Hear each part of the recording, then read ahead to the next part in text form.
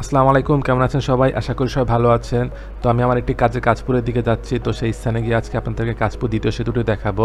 বর্তমানে এই ব্রিজটি চালু হয়ে গেছে। 16/3/2019 প্রধানমন্ত্রী শেখ হাসিনা এই ব্রিজটির উদ্বোধন করেন। বর্তমানে 4 লেন বিশিষ্ট দ্বিতীয় কাশপুর সেতু দিয়ে যানবাহন চলাচল করছে।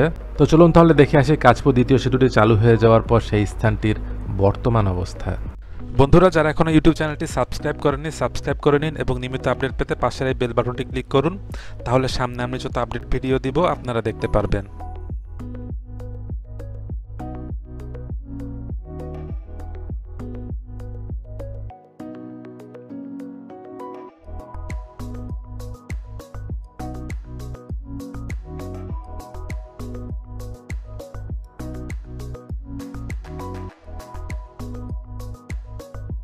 অন্যান্য মহাসড়ক থেকে ঢাকা চট্টগ্রাম মহাসড়কটি অনেক গুরুত্বপূর্ণ।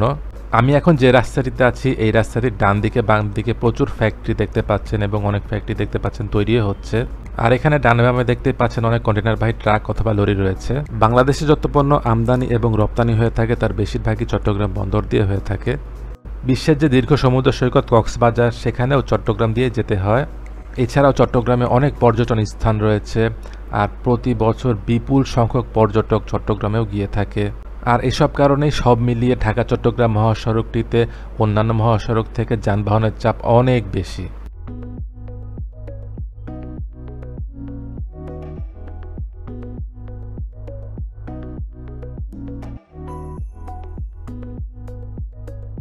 কাঁচপুরের স্থানটিতে চলে এসেছি। এখানে রাস্তার ডান পাশটি চলে গেল কাঁচপুর দ্বিতীয় সেতুর দিকে এবং রাস্তাটির বাম দিকটি চলে গেল ঢাকা চট্টগ্রাম মহাসড়কের দিকে। কাঁচপুর সেতুটিতে ওঠার জন্য এই স্থানটিতে একটি সিগন্যাল পড়ছে, আর এর কারণে এখানে যানবাহনগুলো একটি বাধার সম্মুখীন হচ্ছে। আর এই কারণে এই স্থানটিতে একটি ওভারপাসেরও কাজ চলছে। তো যখন এটি কমপ্লিট হয়ে যাবে তখন আর এই সমস্যাটি থাকবে না। আমি এই মুহূর্তে কাঁচপুর দ্বিতীয় সেতুটির উপরে, আর এই সেতুটি 4 লেন হওয়াতে বর্তমানে এখানে সকল যানবাহন একদম বাধাহীনভাবে চলাচল করতে পারছে।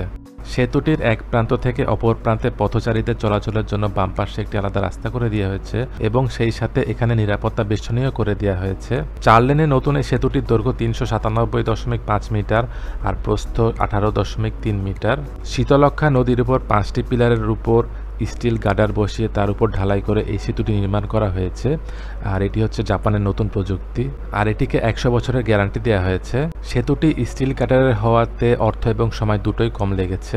এই সেতুটি জুন মাসে শেষ হওয়ার কথা ছিল, তবে নির্ধারিত সময়ের কয়েক মাস আগেই সেতুটির কাজ সম্পন্ন হয়ে গিয়েছে।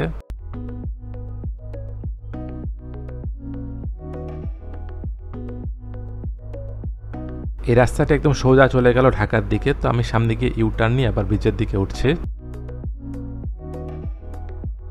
বাম দিকে হচ্ছে কাঁচপুরের পুরনো সেতুটি। তো বর্তমানে এই সেতুটিকে বন্ধ করে দেওয়া হয়েছে, আর এটিকেও সংস্কার করা হবে। সংস্কার করার পর এটিকেও 4 লেন করা হবে। তখন যেটি হবে, কাঁচপুর প্রথম সেতু এবং দ্বিতীয় সেতু, এই দুটো সেতু মিলে এই স্থানটিতে 8 লেনের সেতু হয়ে যাবে। আর এই সেতুটিতেও যানবাহনের চাপ অনেক বেশি। আর এটি হওয়ার কারণ, এই সেতু দিয়ে শুধু ঢাকা চট্টগ্রাম না, এই সেতু দিয়ে ঢাকা সিলেট সহ আরও অনেক রুট এদিক দিয়ে চলে গিয়েছে। আর এসব কারণে এই সেতুতে যানবাহনের চাপ অনেক অনেক বেশি। এই সেতুটি পার হওয়ার পর একদম সোজা চলে গেল ঢাকা চট্টগ্রাম মহাসড়কের দিকে, আর বাম দিকটি চলে গেল ঢাকা সিলেট মহাসড়কের দিকে। বর্তমানে এই সেতুটি 4 লেন হওয়াতে সকল যানবাহন একদম বাধাহীনভাবে চলাচল করতে পারছে। এই সেতুটি পার হওয়ার পরই একটি সিগন্যাল পড়ছে, আর এই সিগন্যালের কারণে অনেক সময় দেখা যাচ্ছে এই ব্রিজটিতেও যানজট লেগে যাচ্ছে। আর সেই জন্য সেই স্থানটিতে ওভারপাস করা হচ্ছে। আর সেই ওভারপাসটির কাজ যখন কমপ্লিট হয়ে যাবে, তখন যেসব যানবাহন ঢাকা চট্টগ্রাম মহাসড়কে গিয়ে উঠবে তখন একদম বাধাহীনভাবে চলে যেতে পারবে। এদিকে ঢাকা চট্টগ্রাম মহাসড়কের মেঘনা এবং গোমতী দ্বিতীয় সেতুর কাজও প্রায় শেষের দিকে। মেঘনা এবং গোমতী সেতু 2 লেনের, আর এই সেতুটির পাশে আরও একটি সেতু করা হচ্ছে এই কাঁচপুর ব্রিজের মতো করেই। আর সেই সেতু দুটোর কাজ যখন কমপ্লিট হয়ে যাবে তখন ঢাকা চট্টগ্রাম মহাসড়কের সকল যানবাহন একদম বাধাহীনভাবে চলাচল করতে পারবে।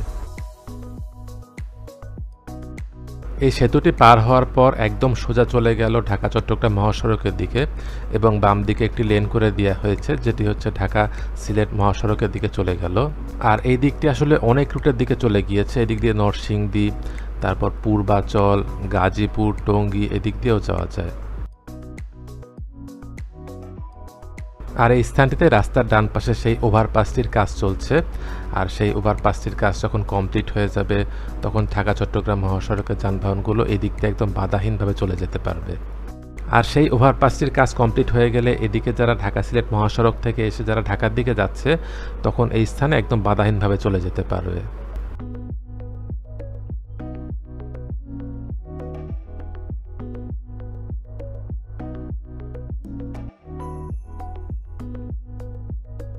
এবার তাহলে একটু চায়ের বিরতি। আজকে অনেক গরম পড়েছে, আজকে গরমে একদম ঘেমে গেছি।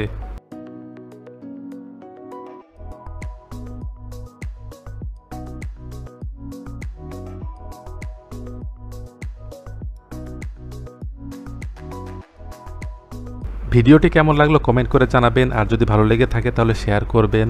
আর যারা চ্যানেলটিতে নতুন এখনও সাবস্ক্রাইব করেননি সাবস্ক্রাইব করে নিন।